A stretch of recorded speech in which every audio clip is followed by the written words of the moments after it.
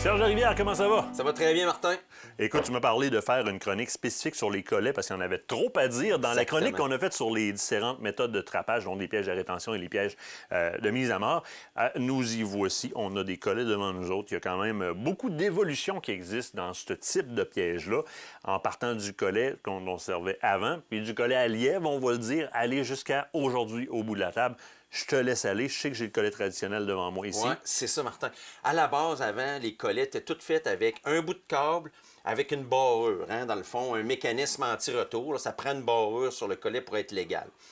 Ces collets-là sont légaux. Ils fonctionnent, mais tout le monde qui sert de ça sait que des fois, tu as des animaux qui sont encore vivants, même s'il est pris au collet, même s'il ne devrait pas être vivant. Puis les trappeurs étant ingénieux, des patenteux, ils ont toujours cherché des façons d'améliorer. La première amélioration qui a été faite, ça a été l'addition d'un ressort, un ressort comme ça, qui est un ressort de mise à mort.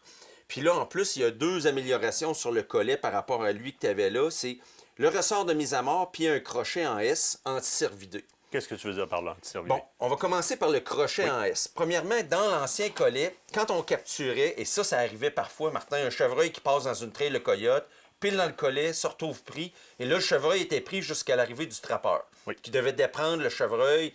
Bon, et ça, c'était pas le fun. Puis t'imagines si c'est un orignal, c'est encore moins le fun.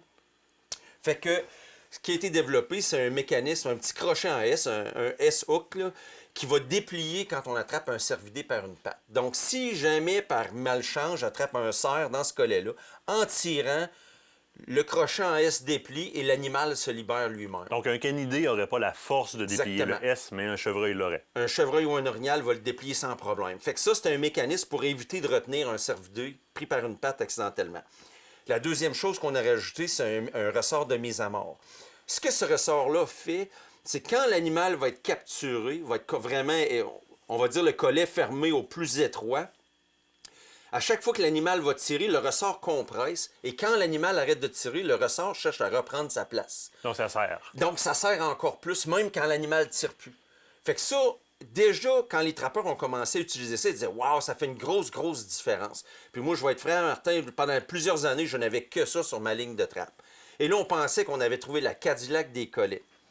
Est arrivé un nouveau type de ressort, qui est un peu comme un ressort de piège en X, un peu plus gros, avec un déclencheur qui fait que quand l'animal se prend, et là, ce collet-là, c'est vraiment le meilleur qu'on a présentement. L'animal va étirer le collet, dans le fond, va fermer le collet au maximum. Et en se débattant, il va déclencher le ressort. Et là, je vais juste te mettre la comparaison, si on veut, du ressort qui est armé versus... Et ce que ça fait, c'est qu'il rapetisse... Le ressort en déclenchant va rapetisser le collet d'environ 2 pouces, 3-4 cm.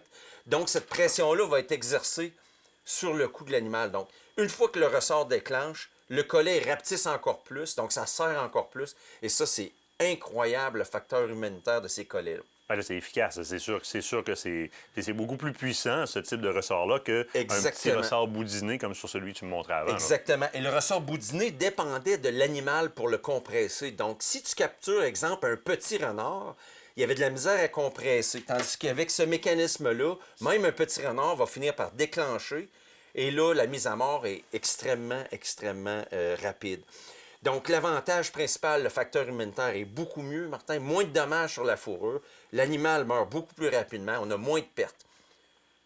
Une seule question pour le trappeur. Où il y a des chiens, on doit être extrêmement prudent. Parce que dans un collet classique, on capturait un chien qui est habitué d'être attaché, il s'assisait, il attendait d'être relâché. Avec le nouveau ressort, si le ressort déclenche, le chien a le même sort que n'importe quel canidé. Donc, avant d'utiliser ça, on doit être certain de l'endroit où on est, puis vraiment aviser les propriétaires du risque que ça peut poser. On a fait une chronique justement sur comment demander un accès à une terre, puis de quoi s'informer. Exactement. Cette information-là est super importante. Est-ce qu'il y a des promeneurs? Est-ce qu'il y a des chiens alentour? Est-ce que, oui, moi, mon chien, je le laisse lousse sur le terrain? C'est à savoir pour ce genre de raison-là. Exactement. Mais si on est dans un endroit reculé en forêt, Martin, on n'a pas cette problématique-là. En termes de facteurs humanitaires, là, ça, c'est vraiment la plus grande révolution, je vais dire, dans l'amélioration des collets qu'on a vu depuis plusieurs années. Et je suis prêt à parier que ça va changer encore dans les prochaines années, parce que c'est vraiment un domaine où il y a beaucoup de recherche. On cherche constamment à améliorer les outils. Ça, c'est vraiment une amélioration. Puis dis-moi, comme trappeur néophyte, si je m'en vais sur le marché, je vais sur le web demain matin pour me trouver des collets qui sont paramétrés comme celui-là. Est-ce que je vais avoir de la difficulté à trouver ça ou c'est quand même assez disponible? Bien, dans les boutiques spécialisées, c'est des collets qui vont être disponibles. Le désavantage, certains trappeurs vont dire, c'est que c'est un collet qui est plus cher à cause du ressort, qui a certains coûts, il y a un déclencheur, il y a plusieurs composantes qu'on peut réutiliser après une capture, mais qu'à l'achat de base, il va être plus cher. Ça, c'est un collet neuf qui vous a vendre quoi, 4 ou 5 versus un collet normal qui serait peut-être 1 OK. Fait qu'il y a des trappeurs qui vont dire, ben, j'aime mieux en avoir plus, moins cher. Mais moi, je dis juste dans le dommage à la fourrure, les animaux comment je pourrais dire, l'efficacité dans le piégeage, que ça vaut vraiment la peine d'investir dans les meilleurs outils.